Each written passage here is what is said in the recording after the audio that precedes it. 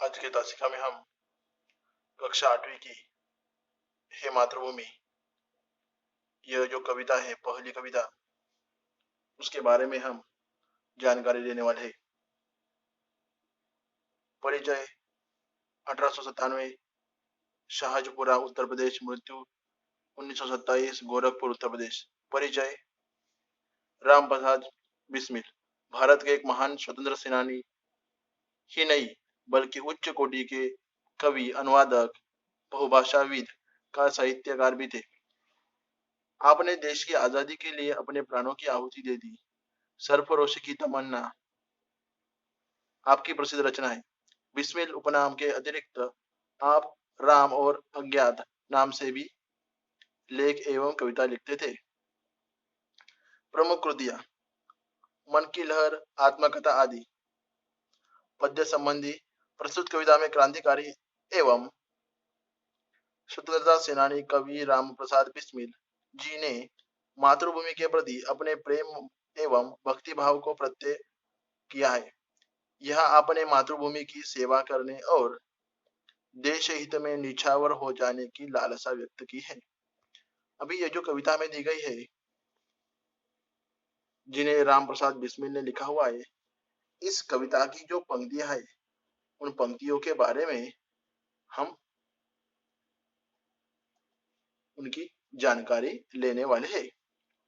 हे मातृभूमि, तेरे चरणों में शीश नवाऊं, मैं भक्ति भेंट अपनी तेरी शरण में लाऊं।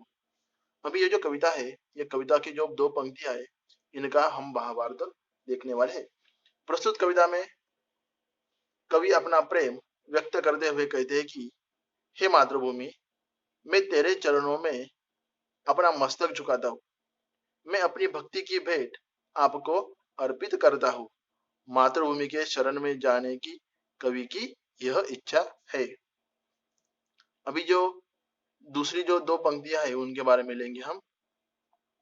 माथे पे तू हो चंदन, छाती पे हो तू माला, जिह्वा पे गीत हो तू मेरा, तेरा ही नाम गाओ। यहाँ पर कवि जो राम प्रसाद बिस्मिल जी है, वो कहते हैं कि मस्तक पर मातृभूमि के चंदन के समान और छाती पर माला समान शोभित करती है, जिनकी जीवा पर मातृभूमि के गीत सदैव रहते। जीवा यानी क्या? जीव अपनी। तीसरी लाइन है यहाँ पर, जिससे सपूत उपजे श्री राम कृष्ण जैसे, उस धूल को मैं तेरी निज शीश पे चढ़ाऊं। यानी कि क्या? कवि कहते हैं कि जिस भूमि पर श्री राम और कृष्ण जैसे पुत्रों ने जन्म लिया है और उनके महान कार्यों से यह धरती पावन बनी है, इस धूल को मैं अपने सिर पर लगाना चाहता हूँ। शीश यानी क्या? सिर। आगे देखेंगे अभी, माई समुद्र जिसकी पद रज को नित्य धोकर, करता प्रणाम तुझको मैं वे चरण दबाऊं। तो यहाँ पर कवि कहते हैं कि जिसकी चरण को छूकर सागर प्रणाम करता है, उन चरणों को दबाकर कवि मातृभूमि की सेवा करना चाहते हैं। आगे, सेवा में तेरी माता मैं भेदभाव तुझ कर, वह पुण्य नाम तेरा प्रतिदिन सुनू सुनाओ।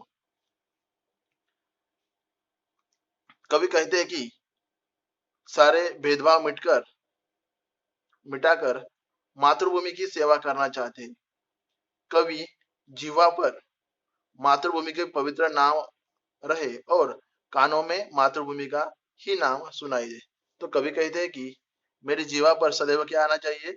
मातृभूमि का नाम आना चाहिए और मेरे कानों में भी मातृभूमि का ही नाम सुनाई देना चाहिए। आगे देखेंगे अभी, तेरे ही काम आऊं, तेरा ही मंत्र गाऊं, तेरा ही काम आऊं, तेरा ही मंत्र गाऊं, मन में और देह पर बलिदान में जाऊं। इस पंक्तियों के आधार पर हमें यह समझ में आता है कि कवि कहते हैं कि कवि का जो जीवन है, वो मातृभूमि के लिए काम आए उनकी यही लालसा है कि उनका तन मन मातृभूमि पर न्यौछावर हो जाए। अभी ये जो प्रस्तुत कविता है, इस कविता के माध्यम से जो पहली कविता है 8वीं कक्षा की है, मातृभूमि, जिनको लिखा है राम प्रसाद बिस्मिल जी ने, तो इस कविता को समझते हुए, परिचय समझते हुए, पद्य संबंधी जानकारी के आधार पर ये कविता से हमें क्या सीख मिलनी चाहिए या क्या सीख मिल रही है हमें यहाँ पर, तो मातृभूमि स्वर्ग से महान है, उसकी सेवा करना मनुष्य का क्या है, कर्तव्य है। मातृभूमि के प्रति प्रत्येक व्यक्ति के मन में प्रेम और भक्तिभाव होना चाहिए। मनुष्य को अपना सर्वस्व अर्पण कर देना चाहिए। देश हित के लिए सदैव तत्पर रहना चाहिए। किसे? हम सबको। अभी ये जो कविता है, इस कविता में जो कुछ शब्द आए, उन शब्दों के जो अर्थ है वो अर्थ हम यहाँ पर लेंगे। पद यानी चरण, माथा यानी मस्तक, देह यानी शरीर, बलिदार यानी नौछावर, रज यानी धूल, जीवा यानी जीव, शीश यानी सिर, नवाना यानी झुकवाना।